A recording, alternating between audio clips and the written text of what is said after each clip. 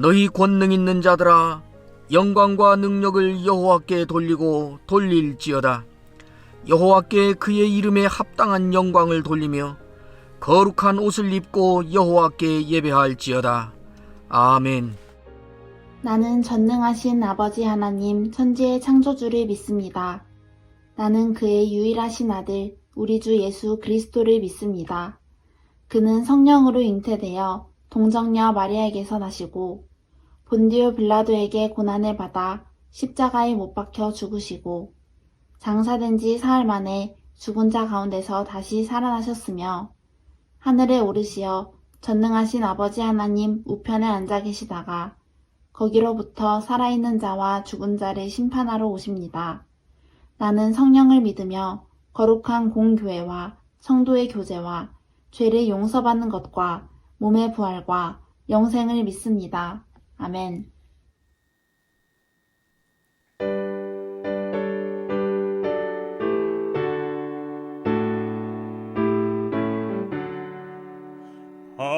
내 맘속에 참된 평화 있네. 주 예수가 주신 평화.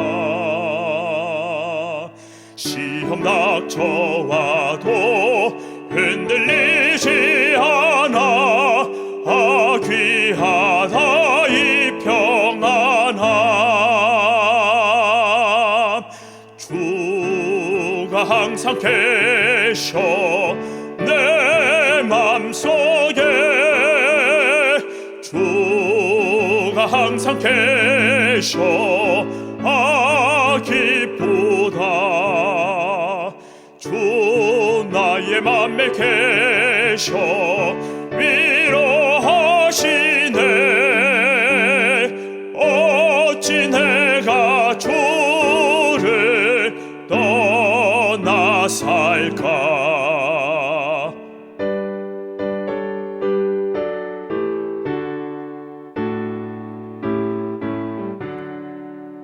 주 날개 아래 내가 사는 동안 이 보배를 빛내리라.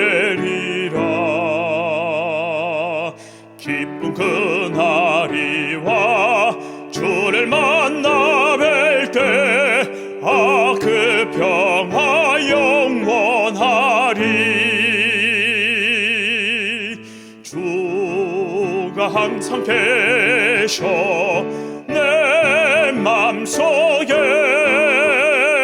주가 항상 계셔 기쁘다. 주 나의 맘에 계셔 위로하시네. 어찌 내가 주를 떠나 살까. 하박국 2장 14절 20절 말씀. 지금 우리에게 주시는 하나님의 말씀을 들으십시오. 이는 물이 바다를 덮은 같이 여호와의 영광을 인정하는 것이 세상에 가득함이니라. 오직 여호와는 그 성전에 계시니 온 땅은 그 앞에서 잠잠할지니라 하시니라. 오늘 우리가 읽은 본문은 하박국서 2장 5절에서 20절까지 길게 있는 본문 가운데에 14절에 한번, 마지막 20절에 한번 그냥 한마디 슬쩍 끼어들어오듯이 들어온 말씀입니다. 하나님에게 항변을 늘어놓고 그 답을 기다리며 하나님을 바라보며 있던 하박국에게 하나님의 응답이 임하고, 그 응답의 최종 결론은 아무리 세상이 뒤집어지고 뒤바뀌어도 의인은 믿음으로 말미암아 산다라는 답이 주어진 것이 하박국 2장 1절에서 4절까지입니다. 그리고 나머지 5장에서 20절까지 이 긴 내용은 하나님께서 결국 이 갈대아를, 이 바벨론을 어떻게 심판하실 건가, 그 심판을 5번에 걸쳐서 화 있을진저 이렇게 반복하면서 5번에 걸쳐서 이들의 악함을 드러내고 그 악함에 대하여 이들은 저주를 받고 하나님이 심판하신다라는 내용을 상세하게 기록하고 있습니다. 그러나 하나님이 심판하시고 이들은 멸망을 당하고 하나님이 이들을 이렇게 복수하신다. 이스라엘 백성을 위하여 이들을 멸망하게 하신다 하는 이 약속의 성취는 앞으로 오랜 세월 지난 후에 일어날 일이고, 그 약속을 받고 살고 있는, 지금 살아야 되는, 닥쳐오고 있는 한동안 오랜 세월을 살아내야 되는 현실은 어떤 현실인가? 지금 오늘 우리가 읽은 본문처럼 물이 바다를 덮음같이 여호와의 영광을 인정하는 것이 온 세상에 가득하리라.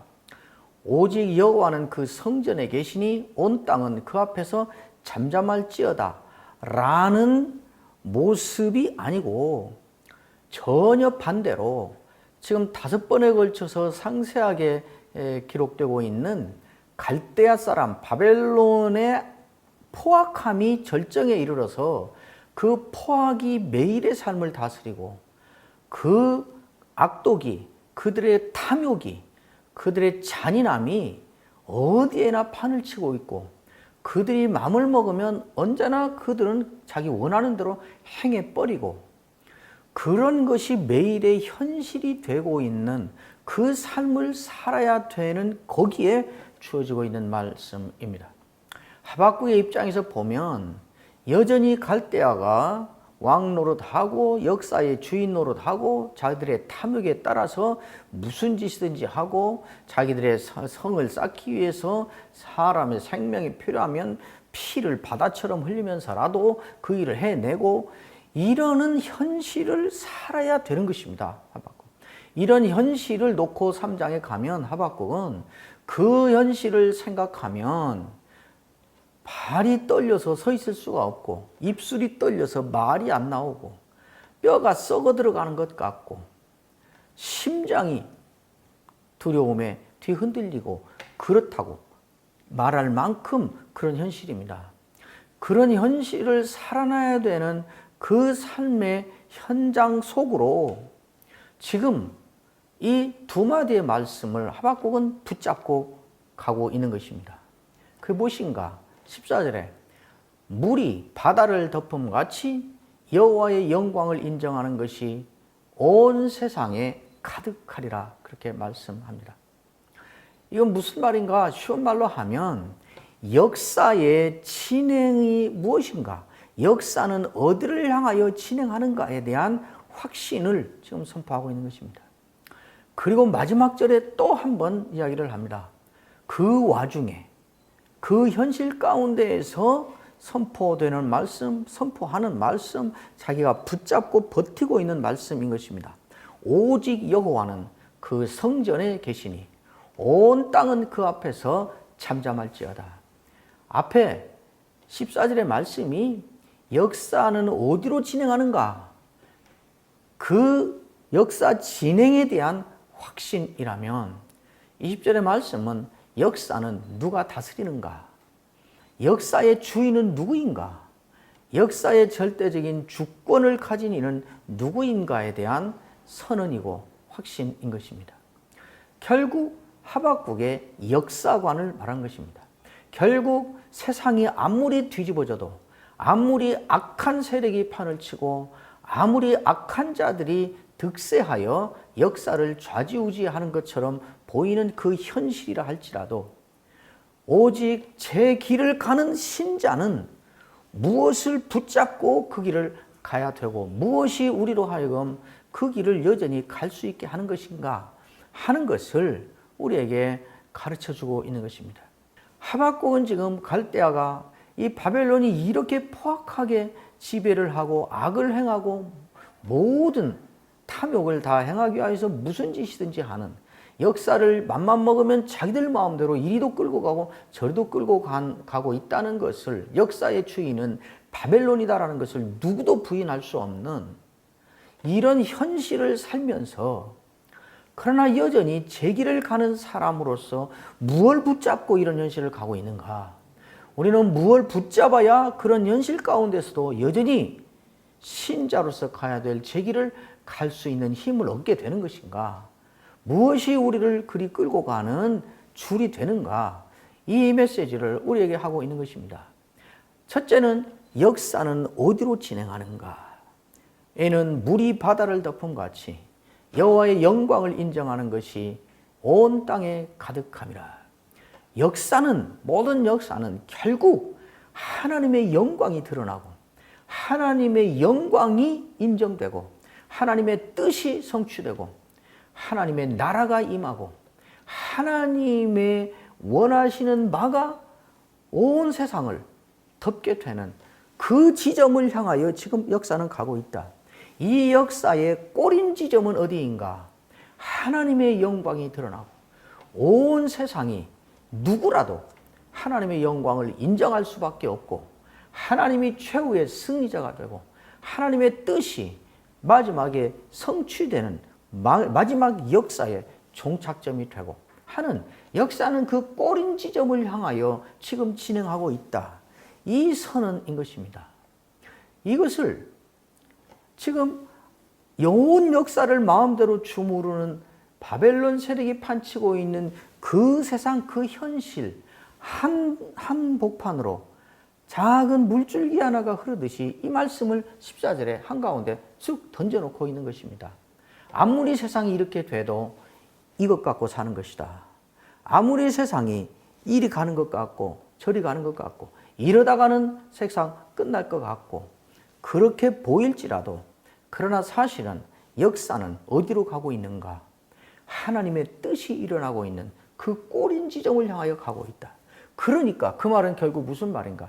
지금 이 순간도 지금도 역사는 그리 가고 있다.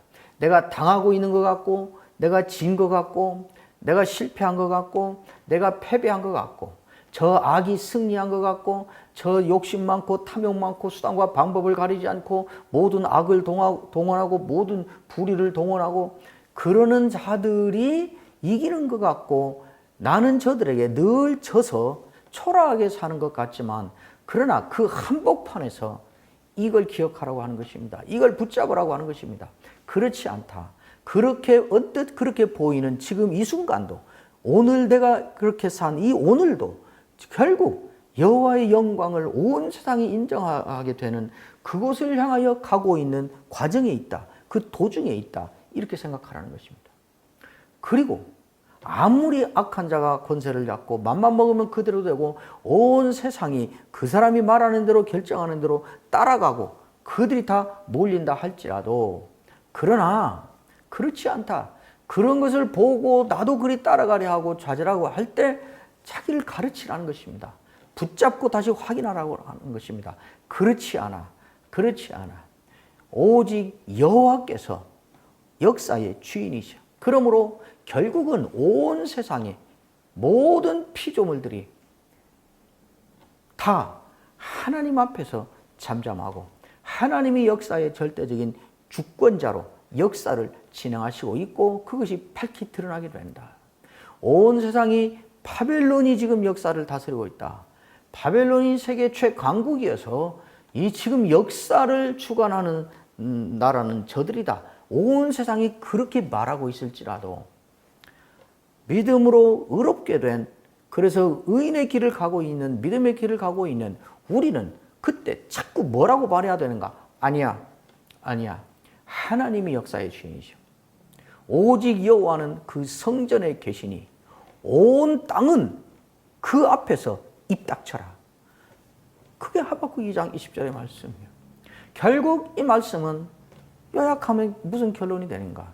우리가 지금 당하는 것 같고 지는 것 같고 핍박받고 있고 내몰리고 있고 억울한 일 당하고 무력하고 속수무책이고 맨날 지고 있고 맨날 당하고만 있고 맨날 내몰리고만 있지만 이 말씀을 붙잡고 이것을 의지하고 늘 그렇게 자기를 생각하라는 것입니다. 우리는 지금도 이기고 있어. 지금도 우리가 이기고 있어. 왜? 우리가 서는 이 길이, 우리가 가는 이 길이 결국 도당하는 그 꼬린 지점에 하나님의 영광이 인정하지 않고는 살 수가 없는, 모두가, 온 세상이 하나님의 영광을 인정하게 되고 하나님의 뜻에 복종하게 되고 하나님이 왕이 되시고 하나님이 주권자인 것이 누구도 부인할 수 없게 인정할 수밖에 없는 그곳을 향하여 지금 오늘 또 그곳 가는 이 하루를 내가 살았으니까 내가 이긴 거야. 오늘 또 나는 이겼어.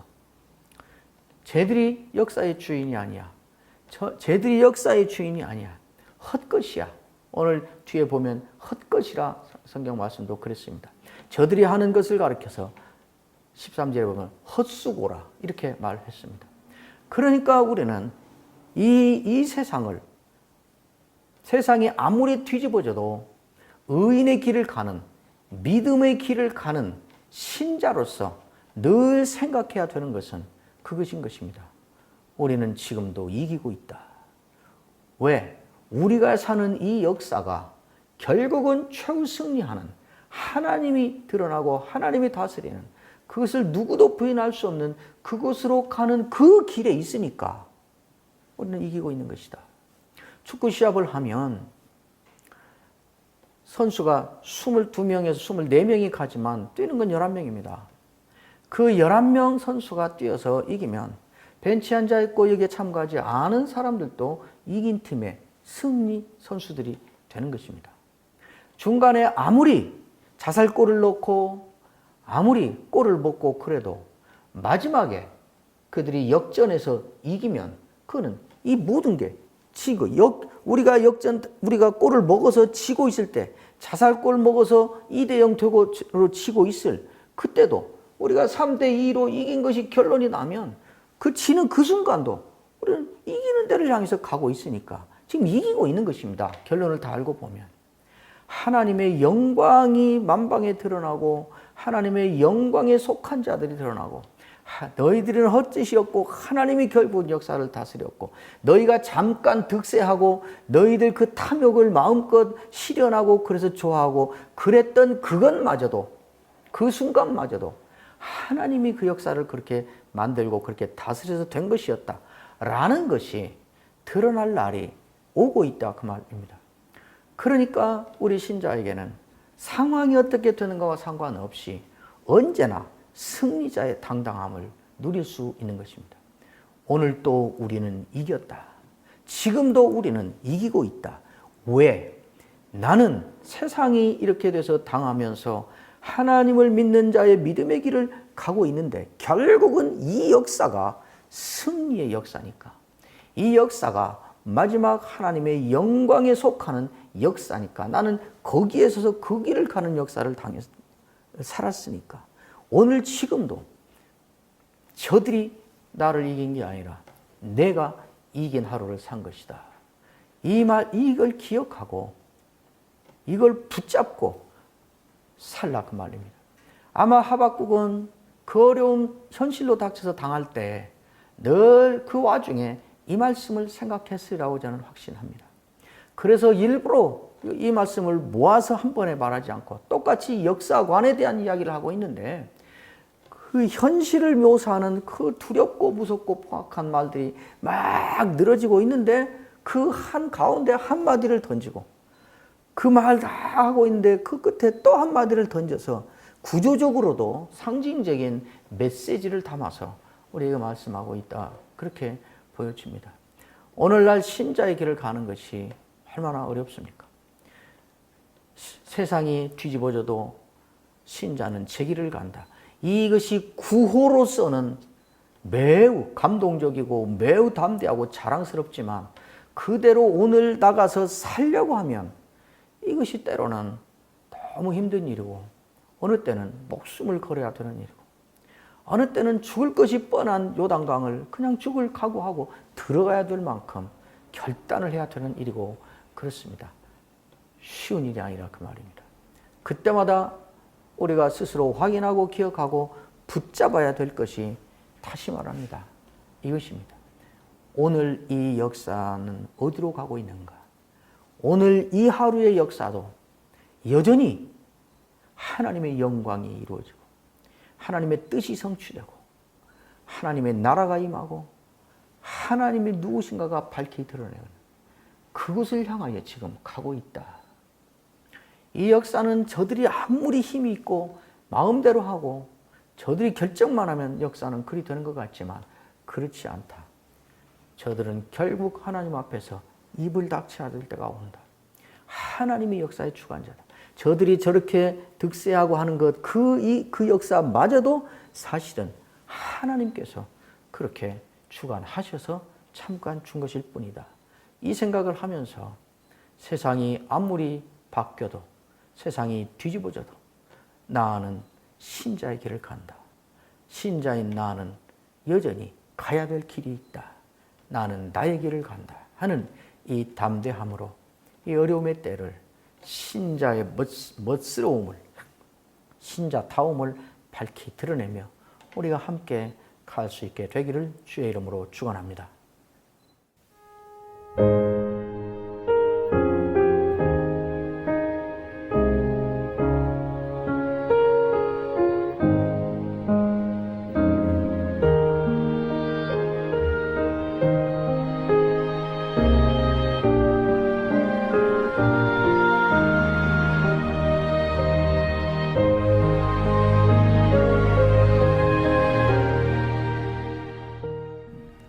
여호와는 내게 복을 주시고 너를 지키시기를 원하며 여호와는 그 얼굴로 내게 비추사 은혜 베푸시기를 원하며 여호와는 그 얼굴을 내게로 향하여 드사 평강 주시기를 원하노라. 아멘.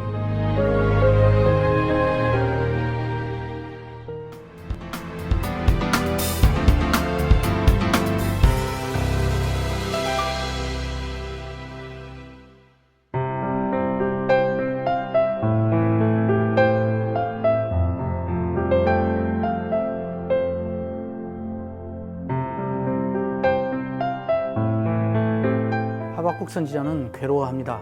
그렇게 확실한 자신의 신학과 그렇게 분명한 자신의 신앙이 매일의 삶의 현장에서 통하지 않고 먹히지 않고 있다는 사실 때문입니다. 신학과 현실 사이의 괴리, 신앙으로 고백하는 하나님과 삶의 현장에서 확인하는 하나님 사이의 불일치, 그것이 고민의 문제입니다. 그래서 그는 고민합니다. 괴로워합니다. 황당해합니다. 그래서 하나님께 따져 묻습니다. 왜 이러시는 겁니까? 언제까지 이러실 것입니까? 하박국서야말로 이 시점에, 이 시대에 우리에게 가장 강력한 메시지를 주는 말씀이라고 할 수 있습니다.